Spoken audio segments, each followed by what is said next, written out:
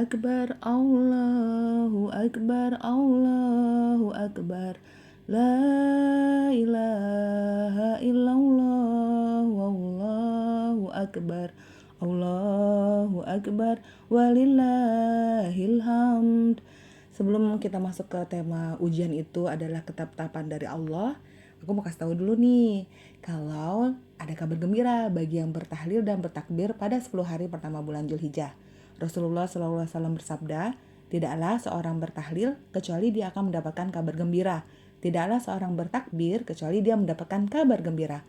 Lalu ditanyakan kepada beliau, wahai Rasulullah, apakah diberi kabar gembira dengan balasan surga? Lalu beliau menjawab, iya. Masya Allah, tabarakallah. Nah, yuk langsung aja kita masuk ke pembahasan kita kali ini. Ujian adalah ketetapan Allah. Allah Subhanahu wa taala berfirman dalam Quran surat Al-Furqan ayat ke-20 yang artinya, dan kami tidak mengutus rasul-rasul sebelummu Muhammad, melainkan mereka pasti memakan makanan dan berjalan di pasar-pasar. Dan kami jadikan sebagian kamu sebagai cobaan bagi sebagian yang lain. Maukah kamu bersabar? Dan Tuhanmu maha melihat. Jadi, kita hidup di dunia ini memang wajarnya pasti saling menguji. Walaupun suami istri, orang tua, saudara, atau siapapun pasti ada tidak cocoknya. Ada bedanya, ada saling salahnya. Ini yang dimaksud bahwa Allah memang menciptakan kita berbeda untuk saling menguji. Nah, siapakah yang terbaik? Yang terbaik adalah yang mau menjadikan hal-hal unik orang lain, hal-hal yang tidak sama dengan orang lain sebagai sarana latihan sabar. Allah Subhanahu wa taala berfirman dalam Quran surat Muhammad ayat 31. Dan artinya, dan sungguh kami benar-benar akan menguji kamu sehingga kami mengetahui orang-orang yang benar-benar berjihad dan bersabar di antara kamu, dan kami akan uji perihal kamu. Setiap manusia pasti ada ujiannya masing-masing, karena ujian adalah sudah menjadi ketetapan Allah. Ada yang diuji lewat suaminya yang tidak bekerja, suaminya yang tidak mau membantu pekerjaan rumah tangga. Lalu ada juga teman kerja yang suka memfitnah, ada yang diuji ekonomi yang terus goyang, hutang menumpuk, dan lain-lain, dan lain-lain.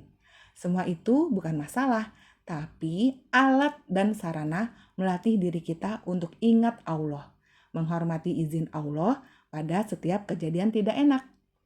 Prakteknya, kalau ada kejadian tidak enak, kamu langsung ucapkan, Alhamdulillah ya Allah, saya terima kejadian tidak enak begini demi menghormati izinmu. Sebutkan kejadian yang tidak enak yang terjadi pada hidupmu saat itu ya. Lalu, ucapkan juga, bimbing hamba ya Allah untuk menjalani semua ini sesuai keinginanmu. Berikan hamba kebahagiaan dunia dan akhirat dalam keadaan afiah. Dalam keadaan afiah ini maksudnya dalam keadaan penuh nikmat dari Allah Subhanahu wa taala. Dan terpenting lagi, karena ujian kita berbeda-beda nih, jalan jihad kita berbeda-beda juga. Maka tidak perlu membandingkan hidup kita dengan orang lain, dengan pasangan lain, dengan hartanya orang lain, dan lain-lain, dan lain-lain, agar tidak digoda setan untuk kufur nikmat. Allah Subhanahu wa taala berfirman dalam Quran surat At-Taghabun ayat 15. Sesungguhnya hartamu dan anak-anakmu hanyalah cobaan bagimu, dan di sisi Allah lah pahala yang besar. Kalau masih berat gimana caranya nih? Coba lebih banyak ingat mati, tadabbur Al-Quran, simak materi kajian, kumpul dan minta nasihat orang-orang soleh agar hati kita diberikan cahaya oleh Allah untuk lebih banyak ingat dan mencintai kehidupan akhirat.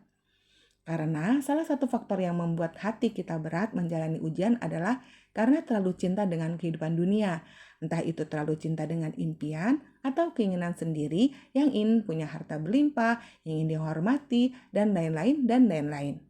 Allah SWT berfirman dalam Quran surat An-Nahl ayat 107 yang artinya, yang demikian itu disebabkan karena mereka lebih mencintai kehidupan di dunia daripada akhirat, dan Allah tidak memberi petunjuk kepada kaum yang kafir. Nah, ketika hati kita sudah lebih banyak condong dengan akhirat, pasti lebih mudah untuk kita menyerahkan keinginan kita, nafsu kita, untuk disesuaikan dengan keinginan Allah. Ngapain sih mau menerima dan menjalani semua ujian itu yang secara akal dan secara nafsu pasti tidak enak? Nih, dengar ya firman Allah berikut ini. Allah Subhanahu wa taala berfirman, dalam Quran Surat Al-Baqarah ayat 207. Dan di antara manusia ada orang yang mengorbankan dirinya untuk mencari keridhaan Allah. Dan Allah Maha Penyantun kepada hamba-hambanya. Jadi semua itu adalah bentuk pengorbanan kita untuk mendapatkan keridhaan Allah. Ketika kita sudah mulai menyerahkan keinginan kita kepada Allah, di situ Allah memberikan kekuatan pada kita. Kita akan tangguh dengan sendirinya karena diberikan Allah kekuatan, meskipun secara kebiasaan mungkin sebelumnya tidak pernah setangguh itu ya. Allah SWT berfirman dalam Al-Quran surat Luqman ayat 22 yang artinya, dan barang siapa berserah diri kepada Allah sedang dia orang yang berbuat kebaikan, maka sesungguhnya dia telah berpegang kepada buhul tali yang kukuh, hanya kepada Allah kesudahan segala urusan. Selain kita diberikan kekuatan oleh Allah untuk menjalani semua ujian atau kesulitan hidup dengan happy, ringan, tangguh, kita juga pasti diberikan jalan keluar atas kesulitan atau ujian itu. Karena itu, janji dan jaminan dari Allah bagi orang yang bertawakal atau menyerahkan keinginannya kepada Allah. Nah, Allah SWT berfirman dalam Quran Surat At-Tolak ayat 3. Yang artinya, dan dia memberinya rezeki dari arah yang tidak disangka-sangkanya. Dan barang siapa bertawakal kepada Allah, niscaya Allah akan mencukupkan keperluannya. Sesungguhnya Allah melaksanakan urusannya. Sungguh Allah telah mengadakan ketentuan bagi setiap sesuatu. Ini salah satu jawaban ketika manusia sudah mentok. Segala hal dilakukan untuk mewujudkan keinginannya tapi tidak terwujud. Entah itu lunas hutang dan lain-lain. Mentok sampai lelah kemudian, ya Allah, ya sudah terserah engkau. Nah, biasanya setelah itu kan banyak yang terjadi. Masalah tiba-tiba selesai dengan sendirinya karena diselesaikan oleh Allah. Ini karena syariat ditolong oleh Allah itu ya tawakal, yaitu menyerahkan keinginan kita kepada Allah untuk disesuaikan dengan keinginan Allah saat itu.